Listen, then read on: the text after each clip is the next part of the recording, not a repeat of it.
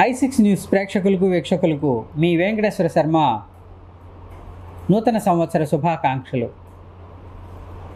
క్రోధినామ సంవత్సర ఉగాదినామ సంవత్సర శుభాకాంక్షలు.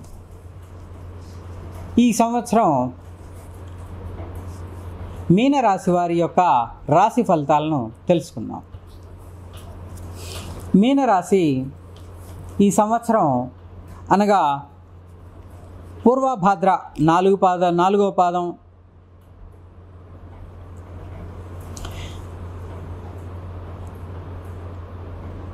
ఉత్తరాభాద్ర 1, 2, 3, 4 పాదాలు, రేవతి 1, 2, 3, 4 పాదాలు. ఈ పాదాలు కలిగినటువంటి వారు ది అనే పేరు, తర్వాత దు, శం, జు, థ, దే, దో, చా, చి ఈ యొక్క పేర్లు కలిగినటువంటి వారు అక్షరాలను పేర్లుగా కలిగినటువంటి వారు మీనరాశి క్రిందికి వస్తారు. ఈ రాశి వారి యొక్క ఆదాయం 11, వ్యయం 5, అలాగే రాజపూజ్యం 2, అవమానం 4, గౌరవం తక్కువగా ఉంది, అగౌరవం ఎక్కువగా ఉంది. అలాగే ఆదాయం 11, వ్యయం 5 అంటే ఆదాయం చాలా బాగుంది. అయితే ఈ యొక్క మీనరాశి వారి యొక్క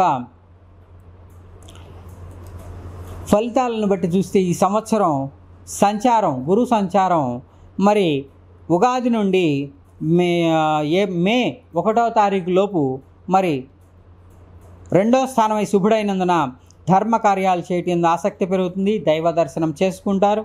అలాగే కుటుంబ సౌఖ్యం ఉంటుంది, మానసిక ఆనందాన్ని అనుభవిస్తారు, పేరు ప్రతిష్టలు లభిస్తాయి, ఆకస్మిక ధన లాభం ఉంటుందన్నమాట. అలాగే శుభవార్తలు వింటారు, శుభకార్య ప్రయత్నాలు సులభంగా నెరవేర్చుకుంటారు. మే 2వ తారీఖు నుండి వరకు కూడా 3వ స్థానమై సాధారణ శుభుడైనందున బంధుమిత్రులతో మరి విరోధం ఏర్పడకుండా జాగ్రత్త పడటం మంచిది. అలాగే ఆర్థిక ఇబ్బందులను ఎదుర్కొంటారు, స్వల్ప అనారోగ్య మరి బాధలు ఉంటాయి. వృత్తి ఉద్యోగ రంగంలో అభివృద్ధి ఉంటుంది, మానసిక ఆందోళనతో కాలం గడుస్తుంది. మరి ప్రయత్న లోపం లేకున్నా కూడా పనులు పూర్తి చేసుకోలేకపోతారనమాట.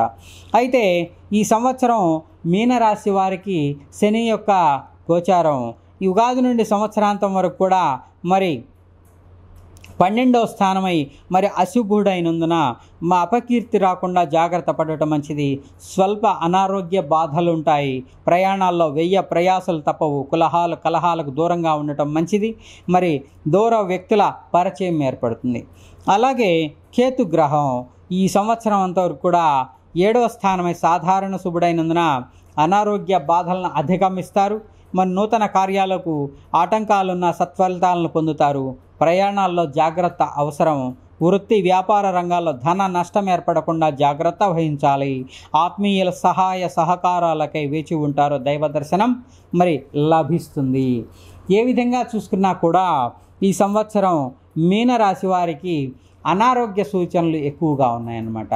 దీని ప్రకారంగా చూసుకుంటే మరి గురుగ్రహానికి సంబంధించి మరి నానబెట్టినటువంటి శనగలను మరి కాబూలీ శనగలు అంటారు, లేదా మామూలు శనగలు, ఎర్ర శనగలు అంటారు. వాటిని మరి ఒక దారంతో గుచ్చి దత్తాత్రేయుడికి సమర్పించినట్టయితే ఈ గురువు యొక్క అనుగ్రహాన్ని పొందేటువంటి అవకాశం ఉంటుంది. అలాగే పచ్చని వస్త్రంలో శనగలను మూట కట్టి మరి బ్రాహ్మణులకి దానం ఇవ్వటము, లేదా గుడికి వెళ్ళి గుడిలో ఉన్నటువంటి గోశాలకు వెళ్ళి గుడి ప్రాంగణంలో ఉన్నటువంటి గోశాలకు వెళ్ళి అక్కడ గోవులకు మరి శనగలను నానబెట్టినటువంటి శనగలను మరి తినిపించినట్లయితే కొంత ఫలితం అనేది ఉంటుందన్నమాట. తినిపించిన తర్వాత వెనుకకు తిరగకుండా వెళ్ళిపోవాలన్నమాట.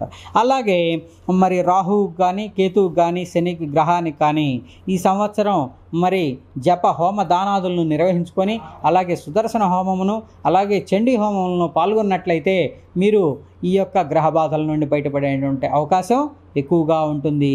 మంచి శుభ ఫలితాలను పొందేటువంటి అవకాశం ఉంటుంది. మీ వెంకటేశ్వర శర్మ. నమస్కారం.